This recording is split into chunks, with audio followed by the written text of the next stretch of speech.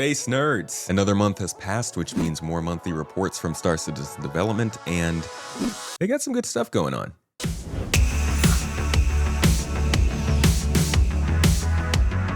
Core gameplay, as always, is kind of doing some heavy lifting behind the scenes, updating the big systems, adding better playability, and progressing in a few long-term places we've been waiting for a while. And you can pretend all you want that they're not doing feature development still for Star Citizen. This update makes it kind of clear they are. But remember, this is only core gameplay. If you want the full deep dive into the monthly report, go check it out on Space Tomato 2 up in the next couple days. Now, let's talk March. Before we do get too deep into this though, I do want to thank supporters for making this possible. This video is not sponsored.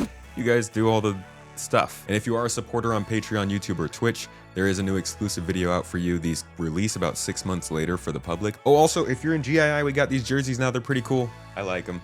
I'll link them down below for you. Now, on to the gameplay. First is the Atlas suit, the robot guy. This is a mech suit that we got in 4.1, and it bridges vehicular and FPS mining together to make a little bit more of a cohesive environment, but it also just represents an expansion of mining that backs up the content push they're doing. Now, this thing is pretty cool on its own. It comes with jump jets. It obviously has its mining laser, and it also has backpack storage, which is a little bit different from how we've been storing minerals before. This makes it really easy to change commodities in and out of this device and just keep mining in groups. I went out with Red Monster last week, and we had some good times titan falling from caterpillars and doing some mining. Seriously, I'll put the gameplay up on Space Tomato Plays. It's pretty fun. Weapon overheating has entered the chat, finally, in Star Citizen with the Parallax Rifle. This one came in 4.1 as well, so you can try it in game. It has ammo magazines and also overheating, which is a little bit weird, but the really cool aspect of this is that your gun will overheat faster if you're on like a moon like Aberdeen that has a lot higher temperatures than if you're somewhere like Microtech. So you actually get a very big difference in the performance as you go throughout the game. And because this one goes from a fast firing rifle to a full beam weapon, you can kind of decide if you want to use it as a beam weapon or not. And they said this mechanic's going to come to more guns, so I'm pretty excited as a Halo fan. I hope one of them at least acts like the plasma pistol. That thing's going to be fun to use on a ship and hopefully EMP it or something. This is also a nice link to engineering. Heat management is becoming a very big thing in both our ships.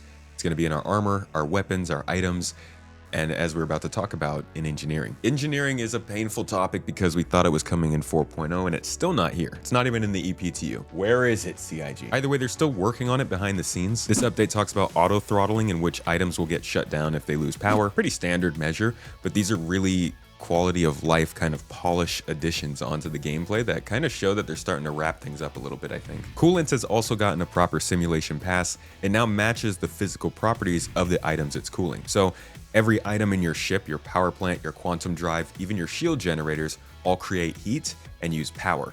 The heat made is going to be equivalent to the power used, which will require the equivalent heat.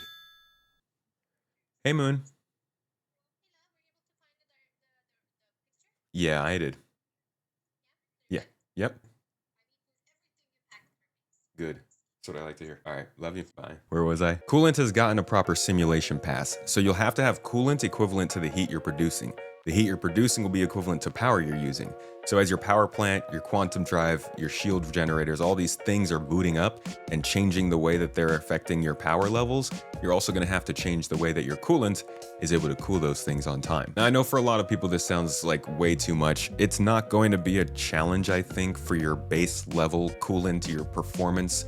It's just going to be how we're playing right now. This is more for people who want to push their ship past the limit, who are putting in higher level components and are trying to do more, getting into battle, mining while refining, doing more advanced things with bigger ships. Now, we've talked plenty about how this is going to be worrying for people in smaller ships. I really don't think it's going to be as big a deal as it feels when you read this kind of stuff, but I do think this is a big part of making sure that multi-crew gameplay is actually good in this game. To wrap up the talk about heat stuff, thrusters have also been wired up to actually generate heat themselves. Don't know if that's going to affect their characters and start roasting us as we walk by, but this is just another addition to manage your ship kind of stuff. And a lot of people wanted that in their space simulator. Next up in core gameplay is item recovery. Oh, people love this one. I genuinely don't think this has really had as big an effect so far as was worried about, but the bones of it are in. There's still plenty of work to do on this. They're only at tier 0. I know, how long is tier 0 going to be here for? That's a whole discussion. We actually had a couple podcast episodes about that, but this is about higher playability for the people people who are playing right now. I know this ruins some level of loot, but for the most part, this is going to make the game play better for a lot of people in the short term until we can have proper ways of getting our stuff back. The Transit refactor is still going strong. Yeah, that one that was supposed to launch with 4.0, that's still got some time to go. But we do have an official name for it now, the Transport System. Surprised it's not Quantum System or something. So this is actually the system that's being worked on alongside the strike team that's working on our current transit problems. So that kind of goes to show how big the scale of this problem is. And right now they're working on carriages, which basically means trains and elevators, and making sure they can be linked by a transport network for minimap routing. Yeah, it's kind of a bummer because this still sounds pretty early, but these are important changes. These are probably some of the biggest possible changes we could see this year. If they can nail the transport system and actually make elevators, trains, and doors not murderous, then, you know, that's good for us. The mission system is getting some work done. We've seen that with Wicklow and the Rayari Incorporated company. They're handing out collection missions. These are kind of like the first of exploration in Star Citizen. A chance for you to get told to go find something and then in your own way figure out where that something might be. Then you get rewarded for it. What more do we need? These are actually a big deal. I think that these exploration missions, this is going to be a topic in my next video actually, I think these exploration missions are going to be pretty important going forward in regular intervals getting updated. In addition with missions, we also saw contracts get fixed so that you could share them based on certain criteria that your friends meet. So they might not have the reputation to take that mission, but they do have a certain reputation that allows you to share it with them. So this would be like if someone was an enemy of ArcCorp, you wouldn't be able to share the mission with them. But if they were just a beginner with ArcCorp and you were taking a high expertise mission, you could still share that. This will hopefully help with things that we've had problems with over the last few months when it comes to things like Supply or Die or Fight for Pyro. You want to be able to share missions with people in certain situations and not with others, and I think this change is really focused on making sure that actually works for us, because we need more things to work for us. Then there were some bug fixes and final touches that went into this update. Generally, elevators, freight elevators, ship deliveries, ASOP terminals, commodity kiosks, you know, the things that we all hate got bug fixes that we still don't really notice because we still hate them because they still ruin our days. No, really, I think these bug fixes are cascading over time and things are slowly getting better. There are definite dips like with the release of 4.1, and I'm sure there will be one towards the end of May or so around Invictus Week, but I would say the game is getting better over time, especially since 4.0. And I think if we start to see some of the stuff from this update, last month's update in the EPTU sometime soon, we might have some good news around 4.2 or 4.3 season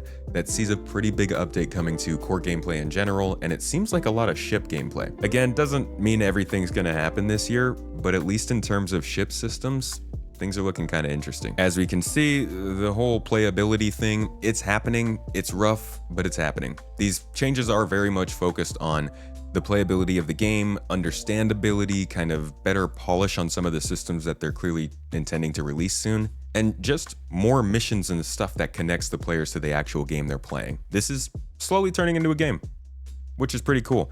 I just think we really need to start seeing these features hit the EPTU soon. If you're looking for more coverage on this stuff, stay tuned. I'm sure we'll see a 4.1.1 towards the end of the month we'll be covering, and you can hop over to the live streams to see what kind of gameplay is going on, or get into our deep dives and talk sessions on Mondays at 9 a.m. PST, where we just kind of go over what's been going on in the news. Either way, hope you enjoyed this news drop, and I still don't have an outro for this. See you next week.